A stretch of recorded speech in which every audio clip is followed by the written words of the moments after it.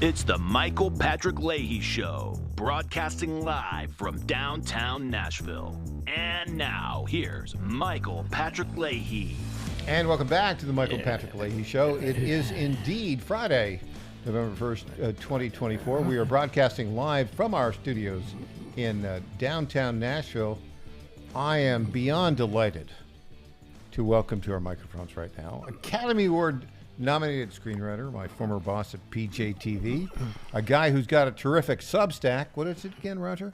AmericanRefugees.substack.com, based on my own book, American Refugees. There you go. Roger Simon, welcome. And we got 4 more days. And, you know, Kamala Harris still is a dope. She can't say anything. And all of the regime media are just going for, you know, to support her mindlessly. Trying to save their jobs desperately. Trying to save their jobs. And, of course, that well-known group, guys who knocked up the nanny, Arnold Schwarzenegger and Dougie Emhoff, are backing her. And then all of Hollywood is backing her. It seems, Roger, if you have attended a P. Diddy party, you have I missed it. If you've attended apparently the rule is, if you've attended a P. Diddy party, your penance is to go out and publicly endorse Kamala Harris. P. Diddy, of course. No, I think it's more than your penance. It's that you are desperately afraid of getting swept up in something. Yeah. I think... you know, there are a lot of people. I mean, a lot of these people did. But we weren't at the real party. We were just at the phony party, the first party, not the dirty party that went on later on. Yeah, right. Well, who knows? Jennifer Lopez was, I mean, they were girlfriend, boyfriend for 2 years. 2 years. Yeah. And she would attend all these parties. And then she became enamored of Ben Affleck, that pseudo-intellectual phony. Tell us what you really think of the guy. Yeah, well, look, I don't work with these people anymore, so I can say what I really think. And they can't fire me since I'm not there. But a lot of this has to do with, they're the biggest conformists in the world. Oh yeah, and it all has to do with money and jobs and fame. It doesn't have their politics. You know, they say beauty's only skin deep. Yeah. Well, their politics is less than skin deep. It's just a charade. But if you don't play by the rules, you get in trouble. So last night, Jennifer Lopez went on to a rally, and I think it was out either in Nevada where she endorsed Kamala Harris. She gave a speech endorsing Kamala Harris, and we're going to play the entire, it's like a 50-second clip. We're going to play it all. At everything she says, I feel like stopping and adding a little caveat here. But right. we'll let the whole thing play, then we'll react to it.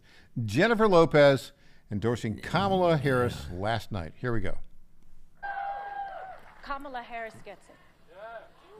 I know as President of the United States, Kamala will fight for our freedom, the freedom of immigrants and immigrant families to chase the American dream, the freedom of workers to afford housing, education, food, and life's essentials, and the freedom of women to choose what we do with our bodies.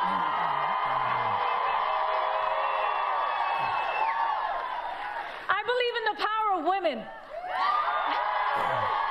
Ladies, where are my ladies at? Let me hear you. Yes. I believe that women have the power to make the difference in this election. I believe in the power of Latinos. Where are my Latinos at? I believe in the power of our community. I believe in the power of all our votes. Okay, so that sounds like a script from a movie. Not even. Not even. Just a racist, sexist nitwit. Pretty much. Anyway, actually, a decent screenwriter, even on the left, as most of them are, could do much better. Could do better than that. The other thing is, can you imagine, her on again, off again marriage with Ben Affleck. Right. Now, Ben Affleck is a Harvard guy, and he's a little bit brighter than she is. So He didn't graduate. He started there, I think. Yeah, and left. but the whole thing is, you know what it is? These people live life on page 6. Yeah, right. And I think what America now has to do, and I think what is happening, is the whole celebrity culture they're throwing up. I mean, Yeah. why does a J-Lo have anything more to say about politics than anyone randomly picked up on the street? Nothing. Yeah. Well, and she's no got qualifications at all. She's got this albatross of 2 years with P. Diddy. She's got to know what happened. She's got to know what was going on in those parties. Oh, of course. And she just before this, she held a press conference about some products she's endorsing, and they asked her questions about P. Diddy. Did you go to the parties? Did you see any rapes happening? And she didn't answer any questions. And she left in a huff, as they say. Yeah, how dare you ask? How dare you ask that question? These people are, what they are is really boring, and the thing to do is turn them off. Well, we're going to actually turn a couple of them on right now, because the entire cast of the Avengers did this little thing where they endorsed Kamala Harris. There's like 9 of them. It was Robert Downey Jr., it was Scarlett Johansson, and anyway, Chris Evans, I guess, with the other guy. We'll play it for you. Here we go. The Avengers endorsing, but it's weird. It didn't come off so well. Here we go. Hi, you guys. Hi, Avengers. Hi. Thanks Hey, for Scarlett. Jumping on the call. Whoa. I think you mean assembling. I said assembling. Don, that's pretty good. No, they thought it was funny. Scarlett, it is our pleasure to come together and to get the vote out this election. Come on. Yeah, how can we be of service? How about we start with what our voting plans are going to be, who we're going to bring to the polls with us, that sort of thing. I think Kamala Harris needs a catchphrase. Ooh, yes. Definitely a catchphrase. How about this? I'm just off the top of my head. How about low I IQ? can do this all Okay. day. Shut up. I hate it. Okay. I mean, it's original, but What about something punchier like, ooh, boom. You looking for this? Iron Man 2, everybody loved it. okay, again, I think we're just trying to get out the vote. Kamala forever. That's better. Okay, how about I'm down with democracy? It's just clean, it's simple. Okay, I like that. It's hard to argue with that. Kamala Harris down with democracy. Oh, yeah. I'm Kamala Harris, and I say down with democracy. I don't know if that sounds the way we want it to sound, though. I think we just need, can we get some production, though? Jarvis? My name's not Jarvis, but whatever. Oh, yeah, that's right. Down with democracy. Down with democracy. Is that what we mean, though? Yeah, together we're gonna tear down democracy. Will you stop playing heroic music under yourselves? I'm Kamala Harris, and I am down with democracy. Okay, so that's just like stupid. They They think it's- that's there's a famous play, 6 Characters in Search of an Author. That was 7. That was 7. I They know. were- but they were in search the of an play- author, the or play- writer. Yeah, the play was called that. They did that without a by screenwriter, I Pirandello. think. It was really bad. But I don't think any celebrity endorsement means anything. No, it doesn't. None. Yeah, it doesn't. In contrast, the endorsement of a person of substance, like, I don't know, Elon Musk, the guy that builds rockets and Yes. lands them magically. And his IQ triples all of them put together. That matters. Or Robert F. Kennedy Jr. or Yeah. Tulsi Gabbard, people of accomplishment. Yes. I think that's right. Listen, I feel, I have to say about myself, that since I left Hollywood, I feel much more accomplished. Well, your IQ has Yeah. which was always very high. Since you came to Tennessee, you probably every year you add 5 points to your IQ. We'll be back with As long more. as I don't get too near the State House. Anyway. Very good line. Back after this.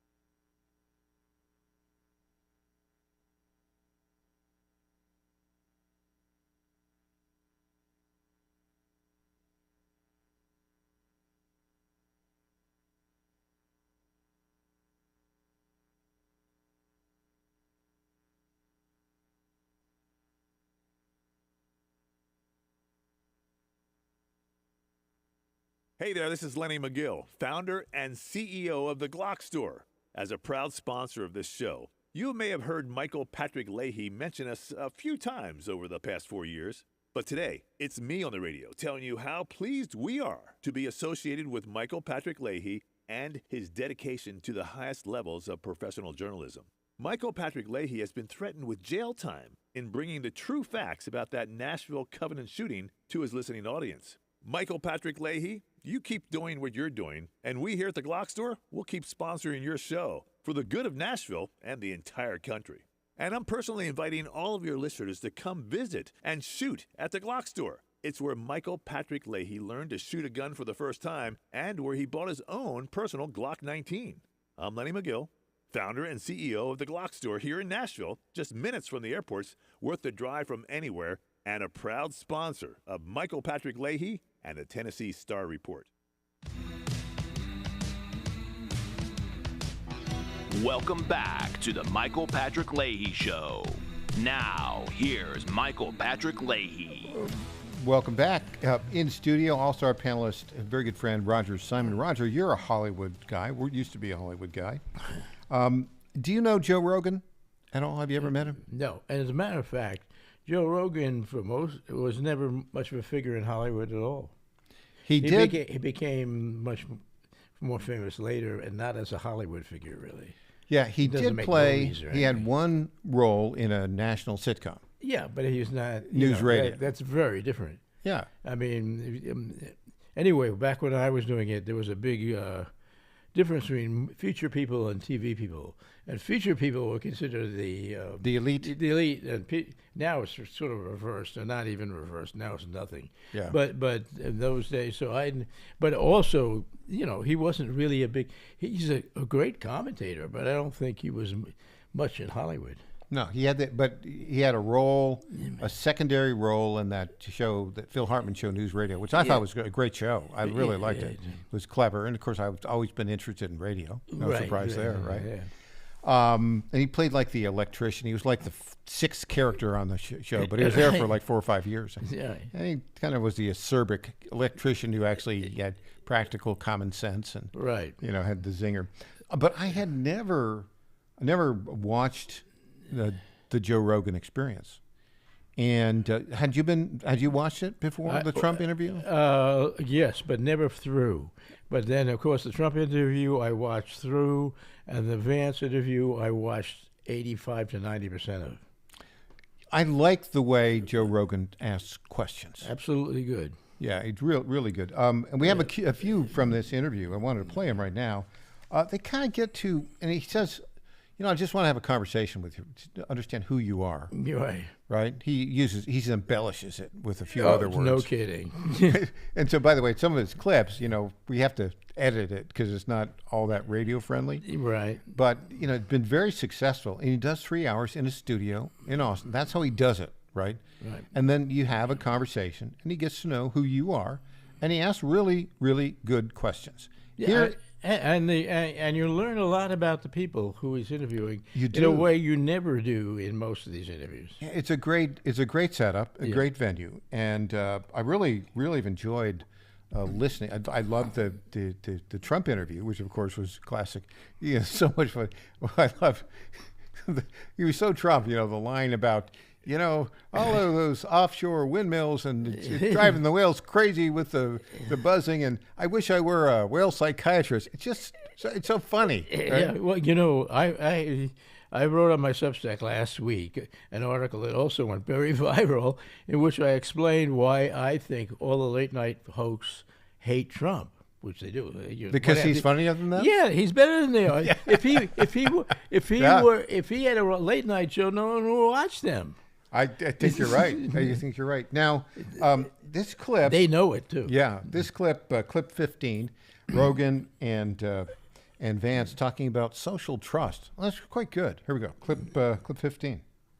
That's what's happened with a lot of old school liberals is they say, yeah, we don't care what you do in your bedroom, but we believe in the fundamental right of people to speak their mind, and the Democrats just don't believe in that anymore. So and crazy. I thought a lot about like what is going on there and what's driving it psychologically, and I think that I think what's going on is the entire modern Democratic Party grew up in an era where there was consensus, right? Walter Cronkite could say something about the Vietnam War, and it turned out he's probably right about that, actually, and it collapsed public support for the Vietnam War.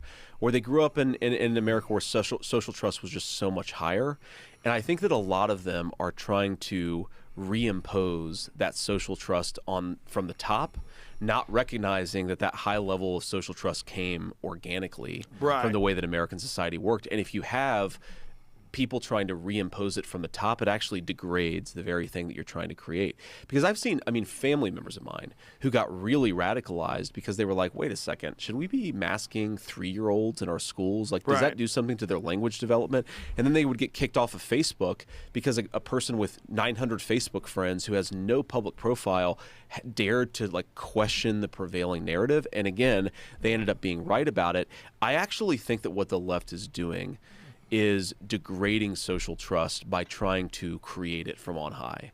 And I kind of get the psychological impulse because, a lot of great things that we do come from high levels of social trust, but you've got to reestablish it organically. You can't try to force it on people. Roger, sounds like he's talking about the evolution of certain people that we know closely, sitting right next to us. Half the people. What's really interesting in that is you see how thoughtful Vance is. Vance is not a cliche-ridden pal who's giving talking points. They're coming to, in some document that somebody far away wrote. The guy actually observes things himself. Much the way an intelligent friend would. The interesting thing about that is, and you question sort of, there's a real guy who's thoughtful and thinks things through. That's what I liked about. We're not used to that in politics. No, we're not. We're used to a certain kind of cookie cutter. Yeah. But punch the note, punch the to-do comes from list. Market research. Yeah, but in this instance, and I think it's because if you look at his background, right. He had a troubled family life. I don't even know where his father is, if he's still alive. But his father was never in his life, as far as I can tell. And his mother, struggled and had addiction problems. He was raised by his grandmother. Not much money at all. Broke all the time, looking for money. And then the only thing he can do when he gets out of high school is he joins the Marines.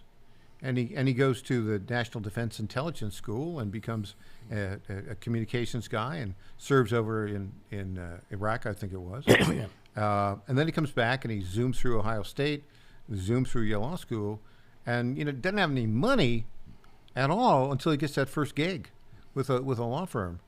That's a guy who's really lived life. Yeah. Plus, he then writes a book that is actually readable. Most politicians' books, I think, please, just god awful. I'm not even going to say who, but one asked me to write the intro for their book, and Basharian, as we say in the mother. Anyway, most books by politicians are so they're not really written by them. Most of them, they're not written by them, and they're dreadfully bad. And it's just like their PR stuff, and it's no depth to it. And the only reason people buy them is so they can to go to the book signing and get a signature from the personality. That's all. Nobody reads those books because they're not worth reading. The great classic of that was Bill Clinton's book, which actually, Clinton probably did write part of that himself. But he has Logorrhea, as we add. We got another clip I want to get to. Okay. Clip 18, talking about the Hunter laptop. And if it wasn't for Elon purchasing Twitter and then finding out how much of an influence they were having on this, and that they were, in fact, silencing something that they knew to be correct under a lie, and 51 former intelligence agents signed off on this. That's right. It was like, how did they pull that off? Like, pulling that off is really wild. And the fact that there was no outrage from the left, that the left was like, it's fine because it's our side and Trump is evil and he's Hitler, we got to get rid of him, so let's just lie about this laptop. And no consequences. Nothing. Right? The same people that pushed it are still... And by the way, they still all have security clearances, I believe, which is going to change when we win. But I mean, also, this is where I always get pissed about the media conversation around what happened in 2020. Is what they'll do is they'll sort of find the craziest conspiracy theory about what happened in 2020. They'll debunk it and say, "Oh, look, this shows that nothing bad happened in 2020." There's a nonpartisan organization that actually looked at what would have happened to Americans' votes if they had just known the truth about the fact that Joe Biden fundamentally had traded his political influence for money. Like, that's what it was. It's an old-fashioned American corruption story. I will give you access to powerful people in exchange for money, right? That was the true scandal of the Hunter Biden laptop. Again, it wasn't Hunter Biden doing cocaine with a stripper. That was the fun part. You can say that.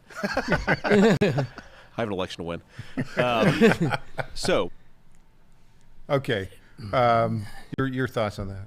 Well, again, Vance is spot on. And I think that the story of the 51 intelligence agents who essentially purges themselves in public is the most interesting story of that whole period.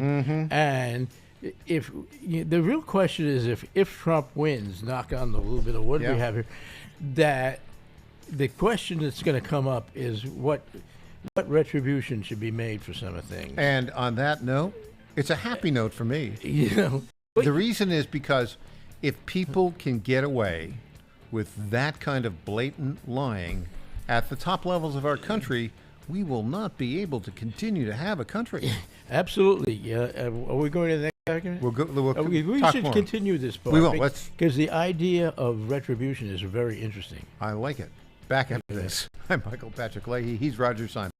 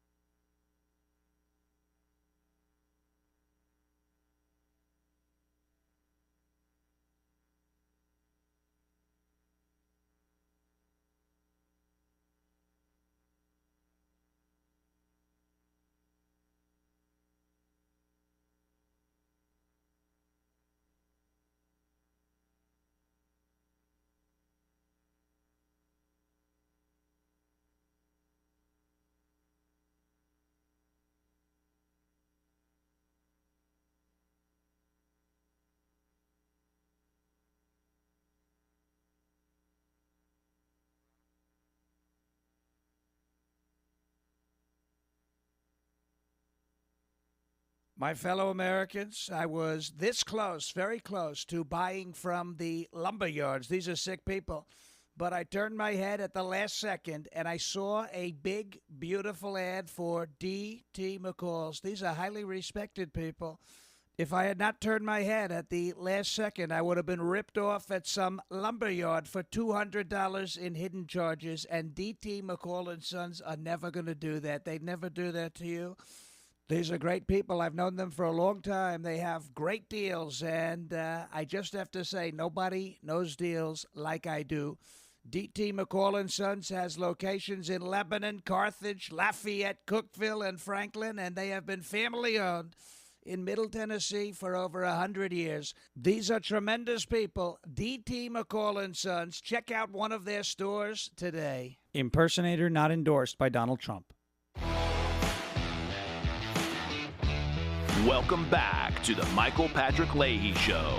Now, here's Michael Patrick Leahy. And welcome back to the Michael Patrick Leahy Show. In studio, all-star panelist, good friend, Roger Simon. Roger, at a speech at CPAC back in March of 2023, Donald Trump famously said, "I am your retribution." Right.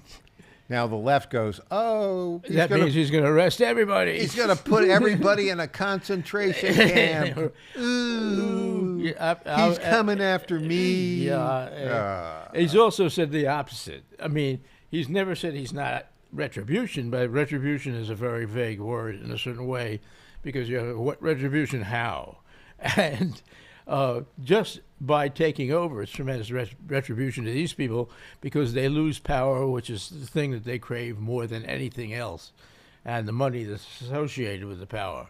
So that's retribution. But the real issue is, what does he do in terms of real punishment to people who did evil? Mm-hmm.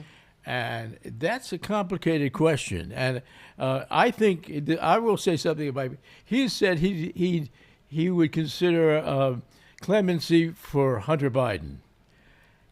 I would too. I think Hunter Biden is the least villainous of the people. I mean, he's his own punishment. Being Hunter Biden. Yeah. Being Hunter Biden must be torture. Yeah. I mean, otherwise, why would he be taking all these substances into his body constantly? He's trying to avoid life. No question. Yeah.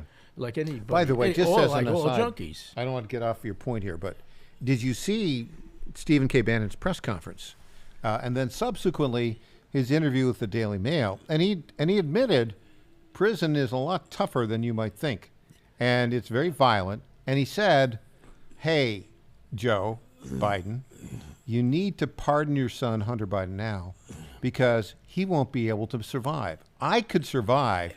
Even though I'm 70 years old, he said, because, look, I spent 7 years on a Navy destroyer. Right. All right? So I know how to live in a confined quarter. But I think it took a toll on Steve. I think you can tell. Yes. And it would took a toll on anybody. Going to prison is awful. But there are people there who deserve to go to prison. Yeah. It's not Hunter Biden, really. Those people who are convicted of... It's Joe Biden. Yeah. No, you laugh, but it really is. He is the one, essentially everything Hunter Biden did was covering up for his father. Right. And he must despise his father on one level. There's no... Put him in that situation. No. Yeah. Of course, he's the one who voluntarily took the cocaine, and he's the one who voluntarily paid the strippers and the hookers and all that sort of stuff. All his tax problems, all that stuff. All these people should be fined tremendously. That's now, but the real question is, what do you do with someone like Merrick Garland? I think he deserves retribution as well. And then let me give you an example. What I mean by retribution, I mean putting somebody through the criminal justice process, giving them every due process right, but charging them if there is reason to charge them. Or let me give you an example. It's in the news right now. It's a breaking story.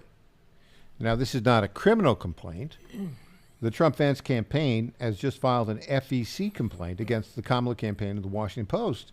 And the reason is the Post is using its advertising power to promote anti-Kamala and pro-Kamala and anti-Trump coverage to voters in the final days of the election.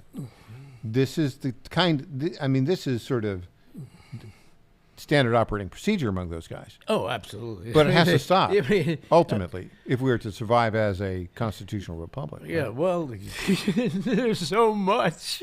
So much. Where do you begin, right? Yeah, I mean, and then there's the other angle of Anthony Fauci and what was done to the world by these people. Well, I mean, let's look at the facts. Fauci's an old man. Do you put him in prison for his last 5 years?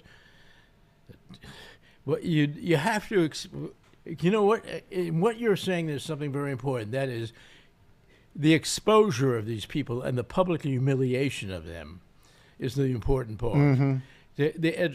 Therefore, the education of the public about what was done to them, Mm-hmm. so that people cannot deny anymore. Like the whole COVID thing, the country was oppressed and the world was oppressed. Yeah. In a way that has never happened in history. Yeah. You're totally right about that. Yeah. So I mean, this kind of thing has to be exposed in a very dramatic way.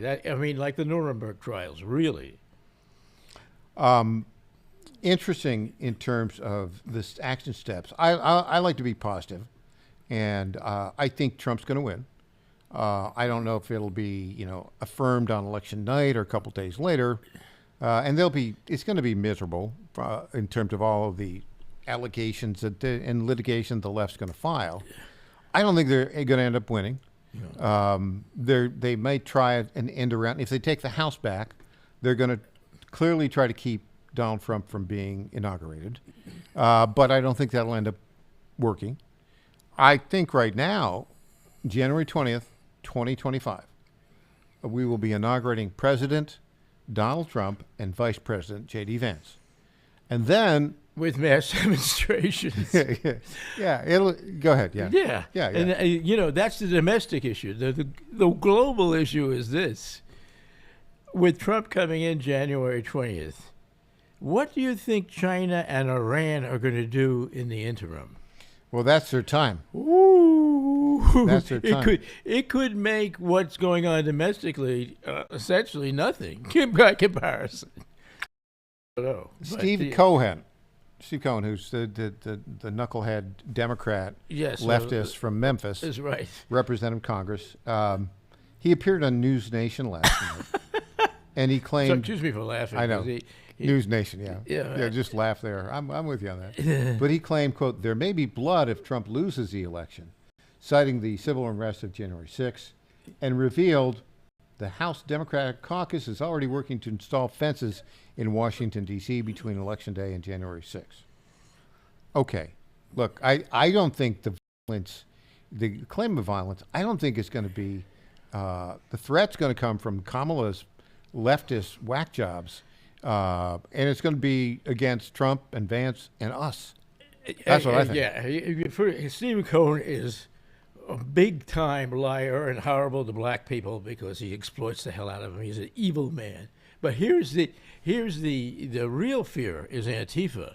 Yeah. Because it has been shown. You know that there was a heavy contingent of Antifa at the at Kamala's speech the other night. You know how they do these things where they do phone tracking? Yeah, that's it. I was talking about that. Yeah. So what they did this phone tracking of apparently they're busing in her crowds from California and all the way to D.C. And whenever she has a big rally, they just move the buses. And it's the money. Yeah, they're paying for this. They're paying them. Yeah, and that's why all those billions are being spent on things like that. And but it takes the public doesn't know about it because certainly CNN is not reporting that or MSNBC, Fox. The only place you can find information on television now that you can rely on to some extent is Newsmax. On television, Newsmax. Well, streaming you can do real American streaming Voice. You can find a lot of things. Yeah, but you're right, and it has gotten so egregious. There was an example. We played the clip yesterday of, and I can't believe that they still put her up there on CBS News. Did you see Nora O'Donnell? Oh, she's. When she was, I've been on with her. Yeah. Oh boy. I mean, I don't. Yeah, there's part of me that doesn't understand with these. I mean, I understand their greed because they're making salaries that are beyond in the Yeah. upper. In the upper like 1% 10 of million bucks a 1% year. of the It's like country. I mean, it's beyond conception. You know? I mean, only 1% of the country are making salaries over 300,000 or 400,000. I mean, it's not the whole. It's so lopsided, it's crazy. But what that so that you can understand in these people. But there's I'm inarticulate when I meet them because I don't understand their value system. Well, it's a different value system. It's not the value system you and I grew up with. There's a lot of self-hypnosis involved in it. And Or I think we've talked about this before. I think there's a mass psychosis going on among a certain group, and it's almost like the tulip crisis in Holland back in the 17th, 18th century, where everybody bought a tulip and they drove the market price up, and prices were ridiculous. And then when somebody said, "Well, a tulip really isn't worth that much," but I think this is like permanent, long-term brain changes among a number of I liberals. think you're absolutely right. It has to infect them on that level. Otherwise, they couldn't continue to do what they do. Elon talks about a woke mind virus, right? Yeah. And for a while, I thought, well, he's just using a phrase. I don't know. He's not using a phrase. And look, in his instance, his son/daughter, oldest child, he's got 11 kids by, I don't know, 4 or 5 women. But his oldest child, hates his guts because the oldest child is transitioned. Well, I was listening to your show earlier, driving in here. I was going to add something to it, and that is, I think a root of Trump derangement syndrome, which manifests itself in this transgender craziness. I mean, it's part of it, really. Yeah. Is a revolt against the father, and it's endemic to this society right now. And that's the thing that probably needs a correction more than anything else, in the deepest sense, so that we can go forward with a little more sanity. I think because you're right. woke was essentially insane. Yeah, no, I think you're exactly right. That's exactly what it's about, in my view, right? Well, but how do you correct that? Well, we'll see. It's going to if Trump. It's really up to. He's done a great job recently. There's less of him flying off the handle. He's more disciplined at the Rosie O'Donnells of the world. Although it's fun when he does go after her, but yeah. Yeah, but I mean, look, they're worth. Not on I point. understand why he does. I mean, I feel the same way about them, but it's sort of like the old saw: don't attack downwards. Yeah, always punch up, never punch down. Exactly. That's you don't know this. We have 8 rules at our company. That is one of the 8 rules. Always punch up, never punch down. That's how we got News Channel 5 to cave and run the D.T. McCall's Trump impersonator commercials. We always punch up. And on that happy note, we'll be back with more after this.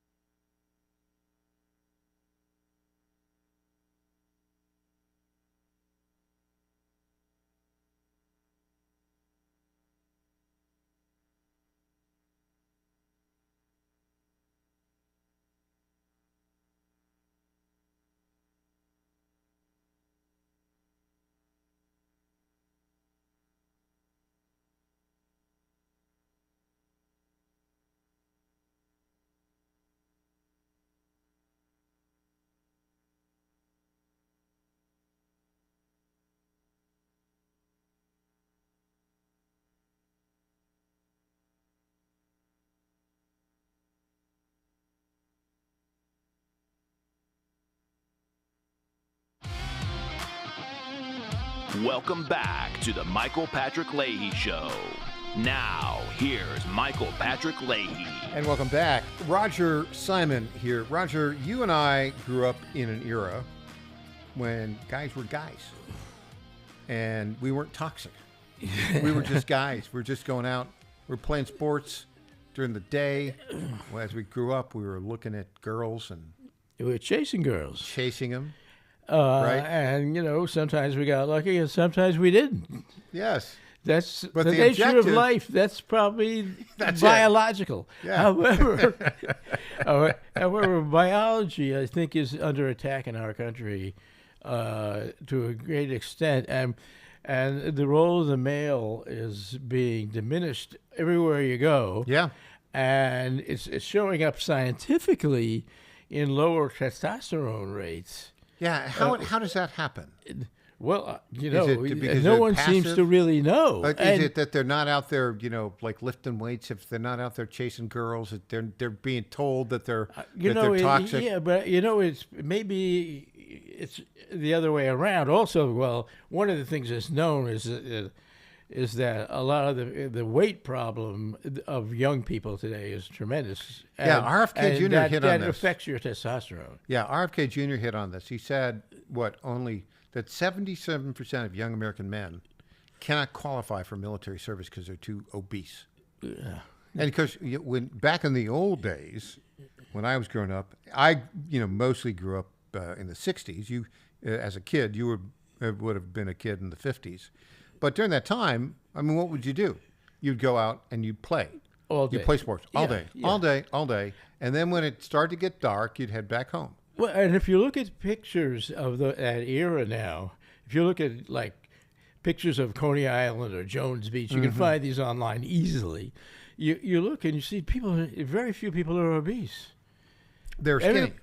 Yeah, and it's not that they were all going to the gym because they couldn't afford the gym like today, but they were just living active lives in the kind of normal sense. There's a huge amount of abnormality now, and it's the whole transgender thing relates to it. But there's another thing that's ironic in it, and that is, of course, and I've seen this all around in Nashville and New York and anywhere, is that people are not procreating. Now, and it's because the world's so terrible. Yeah. This is one of the things that I really like about Elon Musk. Now, of course, he procreates like crazy. Procreates like crazy. He's just like an Orthodox Jew. He's got, but he does have the advantage of being worth about $150 billion. That's right. So, he has to worry about support. But he's like he's got a couple of ex-wives and a couple girls. He's got like 11 kids. Yeah. By 4 or 5 women. I don't remember. But he's unabashed about it. We've done clips on it. He says, look. This even goes back to the Malthusian argument from the 1800s. The famous economist had said, we're going to run out of food because there's going to be too many people.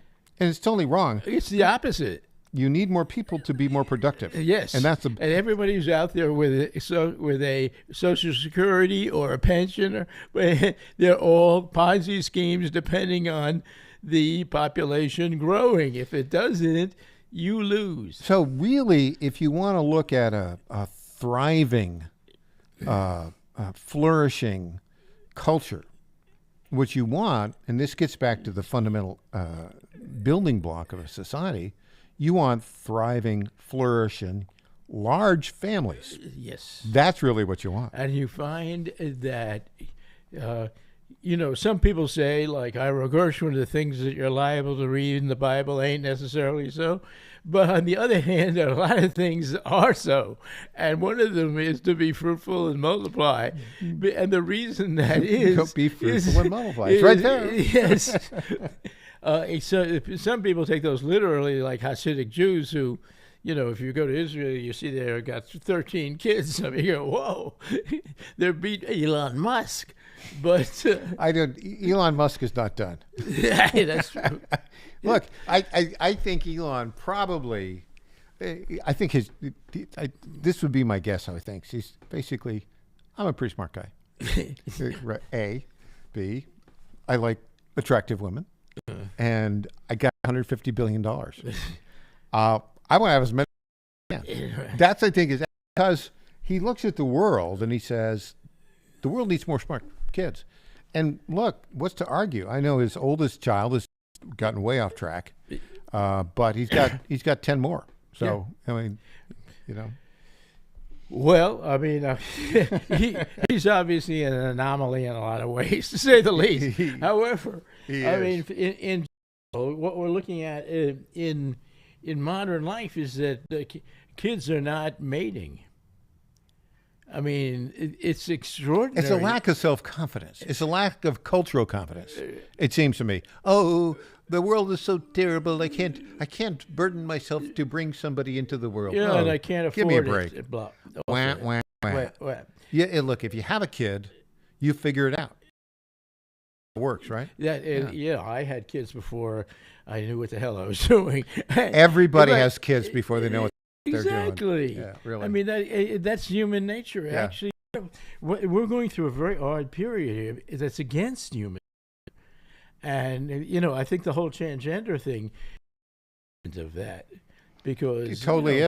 Always people who... The transgender thing is, in essence, a strategy of the left to destroy the American family. Oh, absolutely. That's what it is.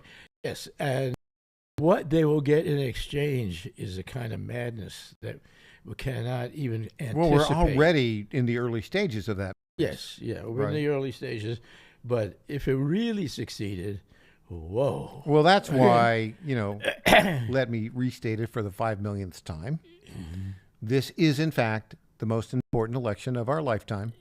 And if we got to get Trump in, because otherwise, I think it's right, there will never be another real election in America, because they'll put all the illegals in, and everybody from other countries will come in and they'll vote out America. That's what's right. Well, that's. And on that note, go out and vote. vote for Donald Trump. You better. That's you not... vote like your life depends on it, because honestly, it does. It does. I mean, the life of society depends on it. Stop fighting daddy. And on that note, Roger Simon, it is always a delight to have you here. And, my pleasure. When we come back, the Tennessee Bonus Hour, Crom Carmichael joins us. Michael Patrick Leahy.